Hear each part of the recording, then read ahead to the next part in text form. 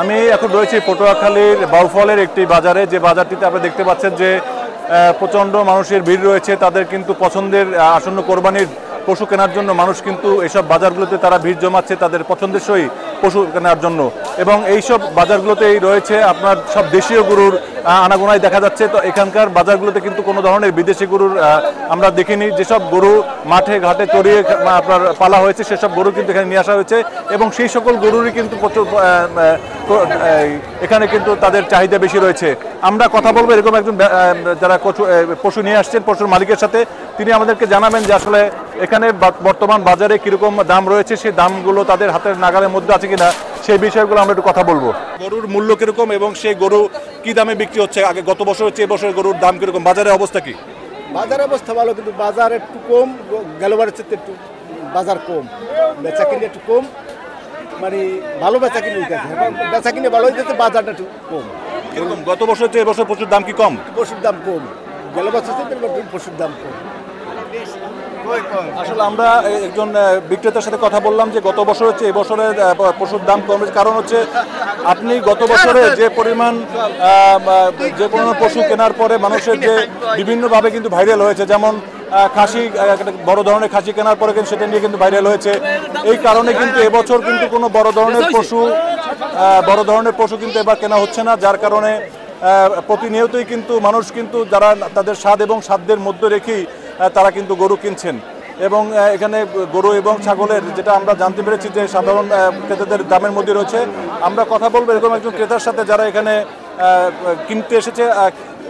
আপনি যে এখানে আসছেন আজকে গরু কিনতে, কিরকম দেখলেন বাজারের অবস্থা কি? গত বছর হচ্ছে এবছরের বাজারের গরুর মূল্য কিরকম?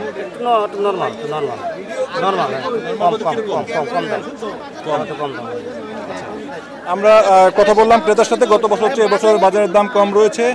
আমরা একটা জিনিস লক্ষ্য করলাম যে এখানে কিন্তু পটুয়াখালীর পুলিশ সুপার আনোয়ার জাহিদ তিনি এখানে কিন্তু এসছেন এবং এই যে বাজার তিনি দেখছেন, এবং তার সাথে আমরা সরাসরি কথা বলবো।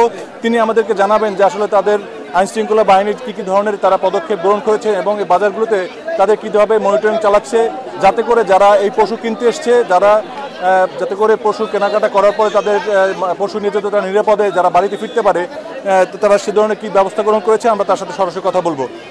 যে বর্তমান যে আপনাদের যে বাজারে যে অবস্থা, তাতে আপনারা যে যারা ক্রেতা এবং বিক্রেতাদের জন্য আপনারা কী ধরনের পদক্ষেপ রয়েছেন পটুয়াখালী জেলা পুলিশ, সেটা একটু আমাদের জানাবেন। ধন্যবাদ। আমাদের বড় উৎসব ঈদুল আজহা, এই কেন্দ্রিক যে পশু কোরবানি হাট, এখানে আমাদের যে এই কোরবানি আসা যাওয়ার পথে এবং মানুষজন যে ক্রয় বিক্রয় করে কোনো সমস্যা না হয়, সেক্ষেত্রে আমাদের স্বাভাবিকের থেকে মোবাইল পার্টি বানানো হয়েছে। আমাদের ডিবির টিম মাধ্যমে এবং 7 বছর পুলিশ এখানে কাজ করতেছে, এবং আমরা পাশাপাশি সবাই মিলে আমরা এখানে যে ভিজিট করতে যাতে কোনোভাবেই কেউ হয়রানি বা জাল টাকার মাধ্যমে কেউ হয়রানির শিকার না হয় এবং আইনশৃঙ্খলা ব্যবস্থা ভালো থাকে। আমরা এসে যেটা দেখলাম যে মানুষজন স্বপ্রণোদিত হয়ে এখানে কাজ করতেছে, তাদের পশুগুলো সংগ্রহ করতেছে, এবং অন্যান্য বারের থেকে মূল্য অনেকাংশে কম আমরা এটা সকলের কাছে শুনতে পারলাম।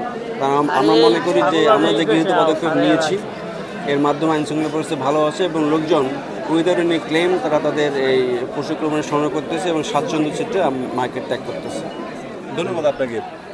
আমরা কথা বললাম পটুয়াখালী পুলিশ সুপার আনোয়ার জাহিদের সাথে। তিনি আমাদেরকে যেমনটা বলেছিলেন যে পটুয়াখালীতে বর্তমানে যে বাজারগুলো রয়েছে তাতে কিন্তু জাল টাকার যেন কোনো ধরনের কোনো সমস্যা না হয়, সেই জন্য তারা কিন্তু প্রতিটি বাজারেই তারা জাল টাকা নিয়ন্ত্রণের জন্য কিন্তু তারা এখানে মেশিন দেওয়া হয়েছে, এবং সেসব মেশিনের মাধ্যমে কিন্তু টাকা বা যাচাই বাছাই করে এখানকার যারা ক্রেতা বিক্রেতা রয়েছে তাদেরকে কিন্তু তারা যেন হয়রানির শিকার না হয় সেই ধরনের কিন্তু তারা ব্যবস্থা গ্রহণ করেছেন।